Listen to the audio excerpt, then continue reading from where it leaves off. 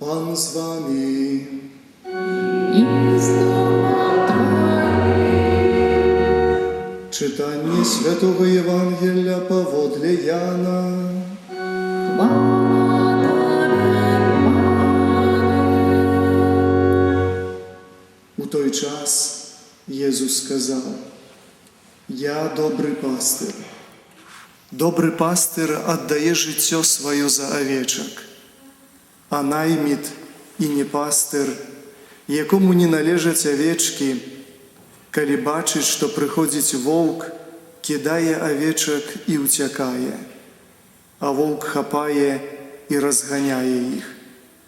Утякає бойом наймит і не клопотиться про овечок.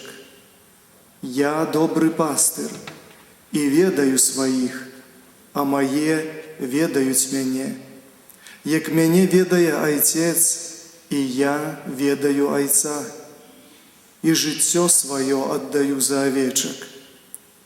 Есть у мене інші овечки, які не з гэтага двора, і гэтых мне треба привести, і вони будуть слухати голос мой, і буде один статок і один пастир».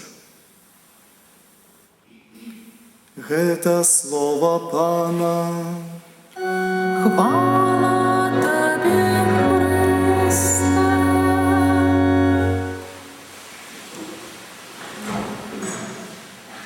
Дорогие браты и сестры, у гэты сённяшні рэкалекцыйны вечар хочу запросить вас узгадаць з гісторыі збаўлення один вельмі важны момант, які, спадзяюся, дапаможа нам у часе гэтага адвенту крышку інакш паглядзець на сваё жыццё, на свае адносіны з блізкімі нам людзьмі і на свае адносіны з Богом. Думаю, кожны з вас памятае са Старога Запавета гісторыю пра залатога цельца. Памятаеце той момант у гісторыі, вельмі важны на самой справе момант, калі Бог даваў старажытнаму выбранаму народу запавет, заключаў саюз з чалавекам. Ад імя выбранага народа выступаў хто? Маісей, правда. На гары Сінай Маісей пайшоў, каб Бог пераказаў яму запавет. І ён ад імя чалавецтва заключаў з Богам гэты запавет. У адказ пазней з гэтай гары Сінай, калі ён зыходзіў, то ў руках трымаў табліцы, запісаныя, як кажа Біблія, з аднаго і другога боку. Што было на гэтых табліцах? Памятаеце? 10 Божых запаведзей, вядомых нам. Маісей не сам выбраў гэтую ролю. Ён быў выбраны Богам. Ён быў чалавекам, які, калі добра памятаеце ягоную біяграфію, быў чалавекам, які уцёк, схаваўся. Ён жыў у пустыні, і Бог сам яго знайшоў. І знайшоў яго тады, калі ён не спадзяваўся, і паклікаў яго тады, калі ён не чакаў. Бог ведае, у які момант жыцця прыйсці па нас. Ён ведае, калі нас паклікаць і да якой справы. Бог кліча, Бог прапаноўвае, Бог дае нам заданне. І калі Бог даў Маісею гэтае заданне, ведаеце пра тое, што ў яго сэрцы было столькі страхаў. Адзін з самых простых, калі Маісей даведаўся ад Бога, што павінен будзе ісці размаўляць з фараонам, ён кажа: «Як? Я ж заікаюся. Я гаварыць не магу. Як, пра што? Ці будзе слухаць мяне той фараон?» І Бог кажа: «Будзе слухаць. Бо гэта я табе кажу, што будзе слухаць». Маісей павінен быў даверыцца Богу. Хачу каб спачатку, як мы з вами пагаворым, прыгледзімся да этой гісторыі з залатым цельцом, каб мы ўспомнілі, хто там быў у гэты момант, калі выбраны народ выляпіў сабе залатога цельца. Хто там прысутнічаў у гэтай гісторыі? І вось гэты Маісей, які пераламіў сябе, пераламіў усе свае людскія страхі, згадзіўся на канфрантацыю са злом. Ён адзін такі маленькі чалавек і такая вялікая імперыя фараона. І ён павінен быў зрабіць неверагоднае, прынесці свабоду свайму народу. Ён па-людску, здавалася, лепей трэба, каб сядзеў і не рыпаўся, як кажуць. А ён згадзіўся, што Бог ведае, што робіць. У нашым жыцці здараюцца такія моманты, такія сітуацыі, калі мы вельмі выразна адчуваем, калі Бог так бамбардзіруе нас пэўнай думкай, пэўным пакліканнем, пэўным заданнем. Ты цяпер гэта павінен зрабіць. У тваім жыцці можа быць так, што ты, чалавек, звіў такое цёплае гнёздышка. Табе добра жыць так, як ты жывеш. Але ў глыбіні душы разумееш, што ты жывеш не на 100%. Што ты ж не жывеш паўнатой таго жыцця, якой ты мог бы жыць. І ты ў глыбіні душы адчуваеш і разумееш, што ёсць нейкая паўната, а ты жывеш толькі на 15% максімум. І от Бог кажа, як табе трэба вось гэта і гэта зрабіць, і я зраблю твоё жыццё 100%.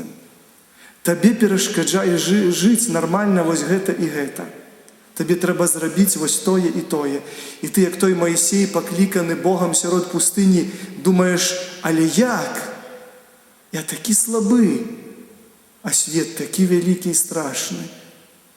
Той свет, у якім мы жывём, это той фараон, з якім трэба нам, як таму Маісею, пазмагацца. І Бог кажа, я цябе выведу, я цябе правяду. І ён правёў Маісея. І зрабіў Бог усё дакладна так, як абяцаў. Ён не адкрываў адразу Маісею усе карты. Не ведаў Маісей, што яго чакае, калі ён звяжацца з Богам. Калі ён пачне дзейнічаць так, як Бог яго вучыць. Пан Бог ніколі нам не расказвае ўсю праўду пра нас. Пан Бог ніколі не расказвае нам усю гісторыю нашага збаўлення, якую трэба будзе нам прайсці.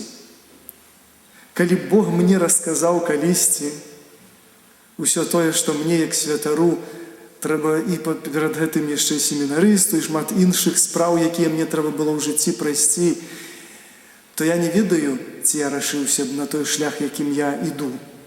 Тады, калі я не ведаў. Але калі гляджу з перспектывы назад, аглядваюся на свой жыццёвы шлях і на гісторыю свайго збаўлення, я разумею, чаму Бог мне ўсяго не расказваў. І дзякую Яму за гэта. І дзякую Богу за тое, што Ён заўсёды мне казаў столькі, сколькі мне трэба ведаць, для таго, каб зрабіць яшчэ адзін крок, які зробіць мяне больш свабодным, больш мудрым, зробіць мяне чалавекам, які будзе ісці ў правільным кірунку па жыцці. І сёння я дзякую Богу за тое, што Ён таксама не расказвае мне, што мяне наперадзе чакае. Нікаму з нас Бог не расказвае ўсяго. І таму, дарагія браты і сёстры, калі учора ўвечары я вам расказваў пра тое, што ўсё нашае жыццё – гэта такі адзін вялікі адвент, які сплецены з такіх маленькіх адвентаў. Адно вялікае чаканне на спатканне з Богам, якое складаецца з такіх маленькіх чаканняў, розных чаканняў, розных сустрэч, і не абавязкова з Богам. Але як жа важна, каб усё гэта ўпляталася гарманічна ў тваю дарогу. Ёсць такая парада ад старажытных айцоў касцёла, якія гавораць пра тое, што калі хочаш даведацца, ці ў добрым кірунку ідзеш па жыцці, то агляніся на пройдзены табою шлях і скажы шчыра, сам сабе палажыўшы руку на сэрца, ці ўсё тое, што адбывалася і адбываецца ў тваім жыцці, Ці ўсё гэта ты можаш назваць, што гэта гісторыя майго збаўлення? Ці можа ў тваім жыцці ёсць нешта, што не ўпісваецца ў гісторыю твайго збаўлення? Што з'яўляецца гісторыяй твайго пракляцця, выбівае цябе з гісторыі твайго збаўлення? Значыць, гэта неправільнае нешта. Это тое, што трэба вычысціць, выкінуць, аздаравіць. Твая гісторыя павінна быць гісторыя збаўлення, гісторыя чалавека, які ідзе і перамагае. І вось Бог Маісея вёў такой дарогай, калі той згадзіўся, і давёў яго да пэўнага кульмінацыйнага моманту. Калі Маісею здавалася, што ён ужо выканаў сваю місію, ён так многа зрабіў, ён ужо знаходзіцца на вяршыні Сінаю, і ён перажывае спатканне з Богам тварам у твар. Ён глядзіць Богу ў вочы і заключае з Богам саюз. І здаецца, што далей з гэтага Сінаю пойдзе ўсё, як па чырвонай дарожцы. Усё будзе добра, бо яны ўжо выйшлі з няволі. І ім Бог цяпер дае закон, і яны будуць ведаць, як далей жыць. Яны ўжо не будуць народам, які толькі ўцякае і хаваецца. А яны будуць народам, які знае, як канкрэтна далей жыць. Яны будуць знаць усе правілы, і яны будуць іх трымацца. І яны будуць шчаслівыя ад таго, што яны жывуць па правільных прынцыпах. І тады, калі Маісею здаецца, што ўсё такое ружовае, такое светлае і такое добрае, у той самы момант у падножжа гары Сінаю што адбываецца? Памятаеце з гісторыі збаўлення? А людзі стаяць і чакаюць. Што там будзе?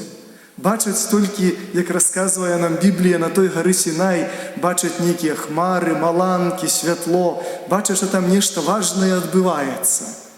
Але для людзей яно закрытае воблакам. Ім не дадзена перажыць тое, што перажывае ён. Ёсць людзі, якім дадзена перажываць тое, што перажывае Маісей. Але ёсць людзі, якім дадзена толькі глядзець у цёмнае воблака ці ў светлае воблака, але ў нешта незразумелае.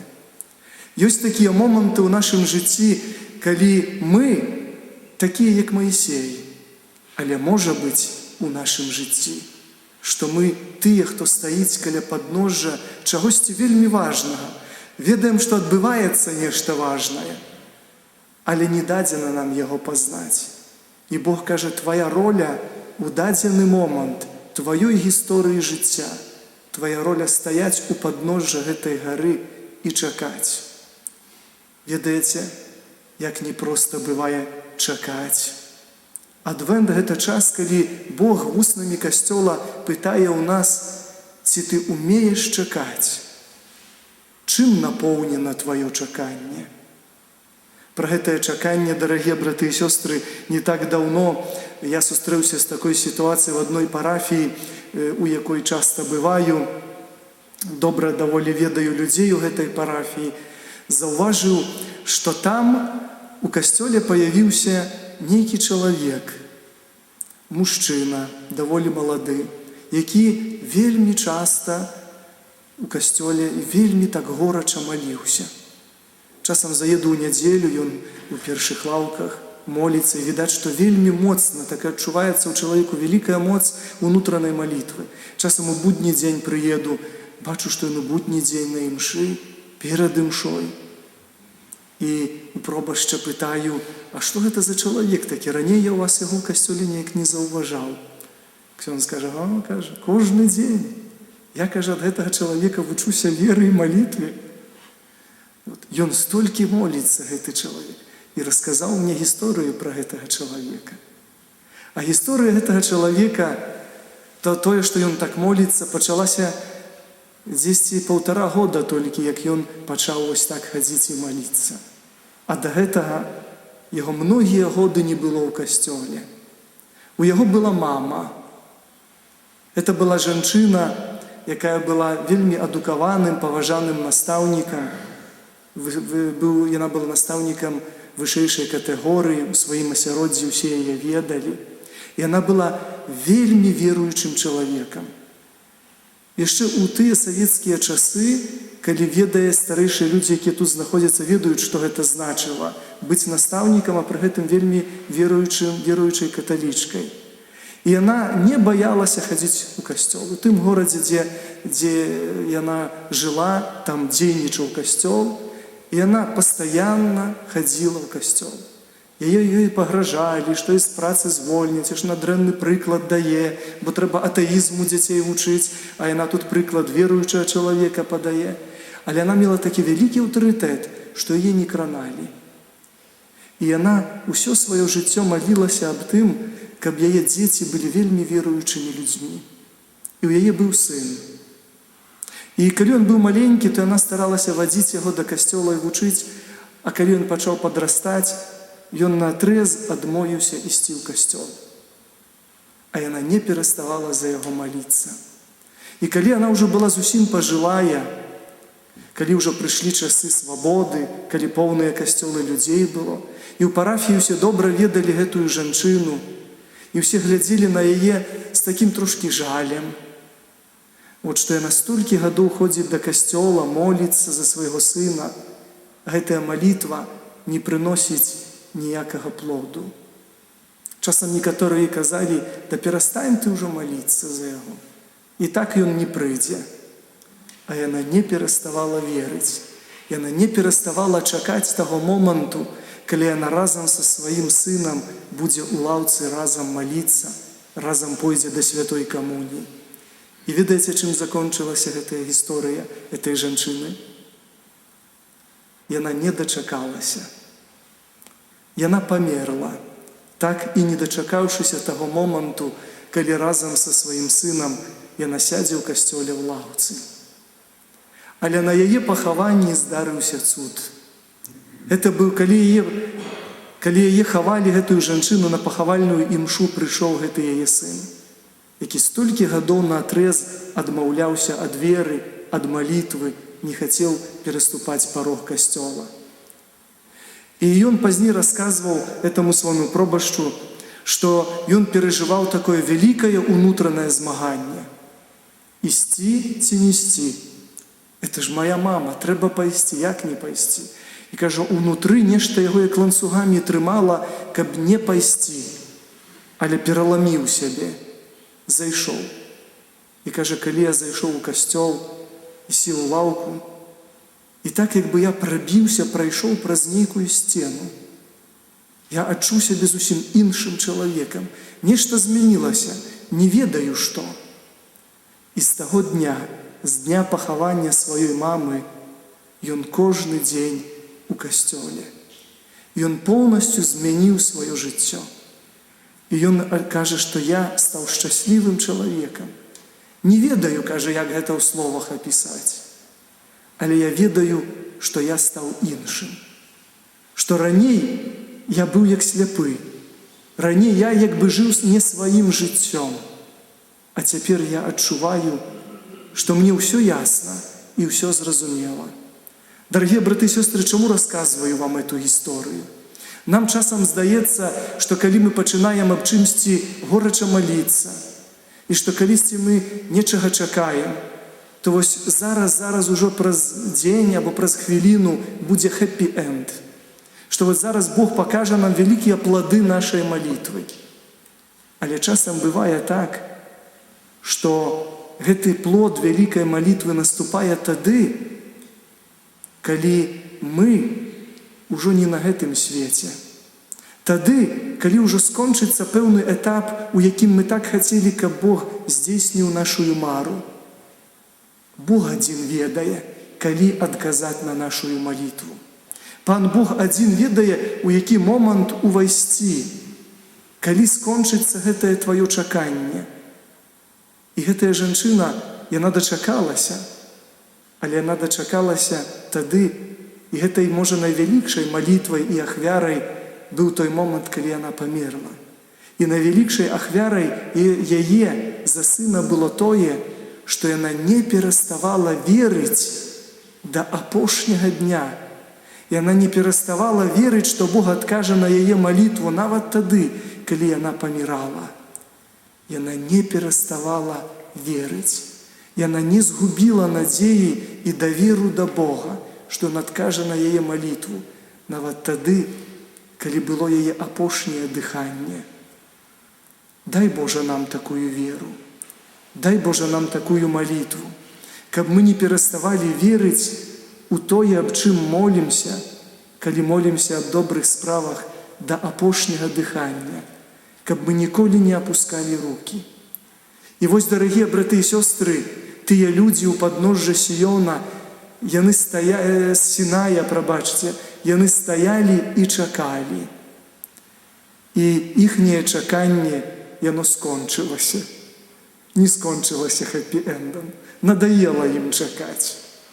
І яны думалі, што ж нам зрабіць? Не будзем жа проста тупа стаяць і чакаць, калі той Маісей прыйдзе. Трэба ж нешта рабіць. Давайце што-небудзь рабіць. Чым трэба забіць гэты час? Чым напоўніць гэты час чакання? Чаму яны пачалі шукаць, чым напоўніць гэты час? Што гэта значыць? Ці гэты час быў чымсьці напоўнены? Які ён быў час у гэтых людзей? Напоўнены нічым, пусты. І пагэтаму, калі ёсць пустата ў чаканні, тады чалавек, не ведаючы, чым напоўніць, начне прыдумваць, чым гэтую пустату запоўніць. Калі нашае жыццё, адвент нашага жыцця нічым не запоўнены, тады чалавек, не ведаючы праўды, ён пачынае прыдумваць. Не ведаючы, не пытаючыся ў Бога, чалавек пачынае сам прыдумваць сабе, а як я возьму ды пражыву сваё жыццё? А вось возьму ды вот так вот пражыву. А возьму і вот гэта зраблю. І сядзяць людзі, якія, здавалася, вельмі разумныя і вельмі мудрыя, і якія столькі ўжо прайшлі, і якім Бог паказваў столькі знакаў і цудаў. І гэтыя людзі, яны не дадумаліся аб тым, каб у Бога запытацца, чым напоўніць гэтае чаканне, якім павінна быць гэтае чаканне. Яны пачалі прыдумваць. І да чаго яны дадумаліся? Яны падышлі да Аарона, памочніка Маісея, які яму дапамагаў, і кажа: давай, цяпер ты за глаўнага. Давай з табой мы тут што-небудзь прыдумаем разам. Ну што прыдумаем? Бога трэба неяк праслаўляць. Ну а як праслаўляць Бога?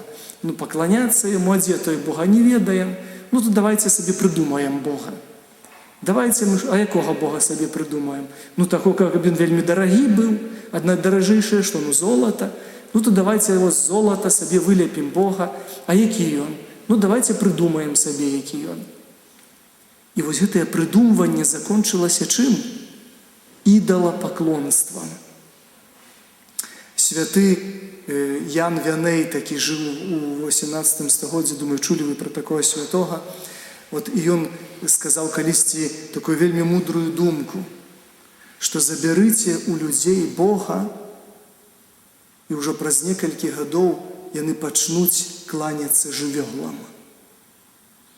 Калі чалавек не ведае праўдзівага Бога, ён пачне пакланяцца абы чаму. Бо душа чалавека па сваёй прыродзе, нашая душа, яна цягнецца к Богу, яна шукае Бога. І калі яго не знаходзіць, то яна тады пачынае размаўляць са сценкай, размаўляць з дрэвам. Гэтая душа пачынае замест Бога абы чаму кланяцца, абы ў чым шукаць сэнс свайго жыцця, абы чым напаўняць гэтую пустату. Людзі пачынаюць тады, ён кажа, што Бог — это неразумна, у якога вераць усе самыя вялікія розумы, умы свету. Але гэты ж самы нібыта разумны чалавек з трэпетам завязвае сабе чырвоную нітачку і дрыжыць, калі яна парвалася, і ёй пакланяецца. Людзі гатовыя кланяцца нітачкам, іголачкам, булавачкам. Як часам адкрываюць дзіця ў калясцы, як возяць нованароджанае, як убачыш, які там іканастас ідалаў схаваны пад пялёнкамі, то аж страх бярэ, сколькі дэманаў маладыя мамы возяць разам са сваім дзіцяткам у калясцы. Яны думаюць, што гэтыя нітачкі, іголачкі, запіначкі, што гэта дзіця абароніць, а Бог, усемагутны творца неба і зямлі, не абароніць. І гэтая мама прыйдзе ў касцёл, пабожна злажыўшы ручкі, пойдзе да камуніі. Это правда пра нас. Это правда пра нашую веру. Калі мы так паступаем, дарагія браты і сёстры, калі мы не знаем Бога, то не трэба думаць пра тое, што гэтая пустата так і застанецца пустатой. Не бывае вакуума, не бывае пустаты ў душы чалавека. Гэтая пустата абавязкова запоўніцца абы чым. І будуць стаяць і кланяцца таму, што самі выляпілі і называць будуць гэта Богам. І паглядзіце, хачу яшчэ звярнуць вашу увагу на тое, што мы з вамі, хтосьці з вас можа цяпер знаходзіцца ў сітуацыі не Маісея, не гэтых людзей з пустатой у душы, якія не ведаюць, чым напоўніць чаканне. А можа ў сваёй сям'і, сярод сваіх блізкіх ці знаёмых, вы як той Аарон, які з аднаго боку вы ведаеце Маісея і разумееце місію ягоную, нібыта нешта ведаеце пра веру. А з другого боку ёсць вашыя блізкія людзі, і такія пустыя, што як пастукаеш па той душы, то звінець будзе. Такая пустата. І думаеш, а як ім дапамагчы? І бачыш, што ім так хочацца Бога, не такога, на якога трэба яшчэ пачакаць, не такога, якому трэба проста давяраць, а ім хочацца Бога, якога можна было б дакрануцца. Ім хочацца Бога, які блісцеў бы. Ім хочацца Бога, вакол якога можна было б танчыць. Ім хочацца Бога на свой людскі вобразы падабенства. Ім хочацца залатога цельца, і гэтага ім будзе дастаткова. І можа, мы ў сабе адчуваем часам такога Аарона, што хочацца пайсці лёгкім шляхам. Не шукаць веры праўдзівай, не шукаць праўдзівых адносінаў з Богам. Бо нам здаецца, што гэта цяжка, і часам бывае гэта цяжка. Бо цяжка заставіць сябе раніцай узяць і выдзеліць пару хвілін на салідную малітву, а не адразу бегчы. Цяжка часам бывае ў нядзелю прасыпацца і ісці ў касцёл, калі хочацца пасля цяжкага тыдня працы проста паспаць і адпачыць. Цяжка, сказала б тут прысутная, можа, моладзь ці дзеці, ісці на катэхезу, калі можна было б гэты час неяк прагуляць. Цяжка часам бывае сваім блізкім нагадваць пра тое, што трэба жыць па-божаму, а не так, як табе хочацца. І можа ў нас нараджаецца тая спакуса Аарона, які стаіць перад гэтым Сінаем і ведае, што там праўдзівы Бог, але яго ж яны не бачаць. І можа, калі яны не знаюць праўдзівага Бога, то няхай хоць гэтаму цельцу кланяюцца. Што калі не маюць праўдзівай веры, то хай яны хоць нейкі замяніцель веры будзе ў іхнім жыцці. Можа, ў маёй сям'і хай будзе нейкае падабенства веры, крывое, няўдалае, фальшывае, але хоць нейкая вера няхай, можа, там будзе. Чым закончылася гісторыя, дарагія браты і сёстры, гэтага Аарона і гэтых людзей, якія сабе прыдумалі Бога, не дачакаўшыся, а трэба было зусім трошкі пачакаць. Закончылася тым, што Маісей, разгневаны, не ведаючы нават, як рэагіраваць на ўсю гэту сітуацыю, для яго гэта быў шок, калі ён убачыў тое, што яму Бог паказаў, і убачыў, што людзі нарабілі, што Бог настолькі выходзіць ім насустрач, а яны, перажыўшы ўсё тое, што перажылі, ведаючы ўсё тое, што яны ведаюць, яны такія пустыя, і такія ідалапаклоннікі, і такія нецярплячыя, і такія неразумныя. І паглядзіце, што ў выніку ўся гэта гісторыя закончылася тым, што Бог не махнуў на іх рукой і не сказаў ім, няхай яны кланяюцца гэтаму залатому цельцу і хай яго называюць Богам. Не. Гэты Маісей у гневе, як ведаем, разбурыў гэта залатога цельца, яшчэ пакараў гэтых людзей, што заставіў потом піць гэты перамолатае гэтае золата, каб ім аж забалела тое, што яны натварылі. Але Бог не адышоў ад свайго запавету. Маісей, можаце дома адкрыць, пачытаць, кніга Зыходу, 32 раздзел. Вельмі прыгожую малітву Маісей тады скіраваў да Бога, заступніцкую малітву за гэтых бедных, няшчасных, глупых сваіх сародзічаў. І Бог далей іх вёў, і Бог далей іх збаўляў, і Пан Бог далей ім дапамагаў. Хачу запрасіць вас у гэты сённяшні адвентовы вечар прыгледзецца да свайго жыцця, да гісторыі свайго збаўлення, да гісторыі збаўлення вашай сям'і, вашых блізкіх. Можа, ты той Маісей, які ўжо многа ведаеш, і табе Бог многа адкрывае, але маеш сваіх блізкіх, якія мала што ведаюць. Ці будзеш ты мець у сабе сілы, цярплівасць далей іх весці, далей з імі ісці, каб прывесці іх да той абяцанай зямлі? Можа, гэта твая вялікая місія, і можа быць так, што ты, як тая жанчына, пра якую я расказваў вам сёння, тая настаўніца, якая пры зямным жыцці не дачакалася, не ўбачыла пладоў сваёй малітвы. Але за яе вернасць, за яе веру і трываласць у малітве Бог адплаціў вялікім духоўным плёнам у жыцці яе сына ўжо пасля яе смерці. Можа, дарагія браты і сёстры, мы, як той Аарон, якія стаім паміж адным і другім, не ведаем, што рабіць, што хочацца неяк дапамагчы гэтым людзям, і мы паддаемся часам спакусе такой полупраўды, полуверы, такой абы-якой веры, абы-якой малітве, каб мы мелі ў сабе адвагу сказаць сваім блізкім, што залаты целец нас не збавіць, что заменители веры – это не вера, заменители Бога – это не Бог, это неправда, это ложь, это неправда, не можно так жить, это не жыццё, это падман, за які трэба будзе вельмі цяжка і балюча потом плаціць, і, можа, цэлую вечнасць трэба будзе плаціць. Не паддацца гэтай спакусе. І каб мы, дарагія браты і сёстры, можа, часам адчуваем сябе такімі пустымі, як тыя людзі, якія стаялі у падножжы Сінаю.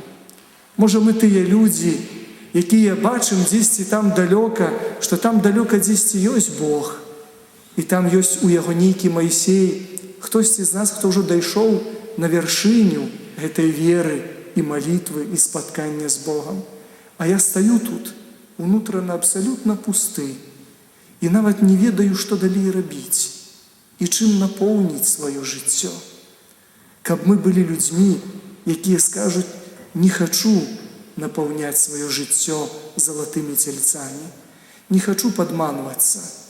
Я буду, калі Бог кажа: пачакай, пачакаю. Калі Бог кажа: стой, буду стаяць. Калі кажа: ідзі, буду ісці. Калі скажа: направо, поворачивай, направо, налево, налево. Не крадзі, не краду, не чужалож, не чужаложу, не сведчыць фальшыва, не сведчу, не обманвай, не обманваю. Каб я быў чалавекам, які умее давяраць. Бо няма нікога годнага даверу, акрамя Бога. Людзей ніколі не трэба слухаць. Людзям не трэба давяраць. Давяраць трэба Богу. А людзям давяраць настолькі, насколькі тое, што яны кажуць, ад Бога. І верыць людзям настолькі, насколькі тое, у што яны запрашаюць паверыць, ад Бога. Бо толькі Ён адзін ведае адказы. Толькі Ён адзін ведае, што далей рабіць, якім будзе наступны крок. Бо, як памятаем з гісторыі збаўлення, гэтая гісторыя на Сінаі не закончылася. Там быў толькі важны этап, калі Бог даў запаведзі. Але трэба было зысці з той гары Маісею і ісці са сваім народам далей. І пазней уже не было Маісея, а ім трэба было ісці яшчэ далей. І так у нашым жыцці, дарагія браты і сёстры, паяўляюцца ў нас Маісеі, Аароны, паяўляюцца тыя, хто могуць нам дапамагчы, якія выцягнуць нас з некага нашага Егіпту, з некай няволі, якія правядуць нас праз некае чырвонае мора, якія прынясуць нам і дадуць тыя ўжо гатовыя табліцы з запаведзямі, з усімі адказамі на нашыя пытанні. Але прыйдзе той момант, калі той Маісей стане на беразе Ярдана і скажа: «Моя місія закончылася, моя гісторыя закончылася, але твоя яшчэ не, твоя працягваецца далей. І цяпер ты ідзі далей, і цяпер ты будзеш Маісеем, і цяпер ты будзеш Ааронам, і цяпер табе трэба далей ісці і не забываць пра ўсё тое, што ты ўжо ведаеш, што ты ўжо перажыў, што ты ўжо убачыў, бо гэтага ўжо вельмі многа і, напэўна, дастаткова, каб ты ведаў, якім павінен быць твой наступны крок. Езу Хрысте, дапамажы нам у часе гэтага адвента 2019 года, у гэтыя святыя дні рэкалекцыі.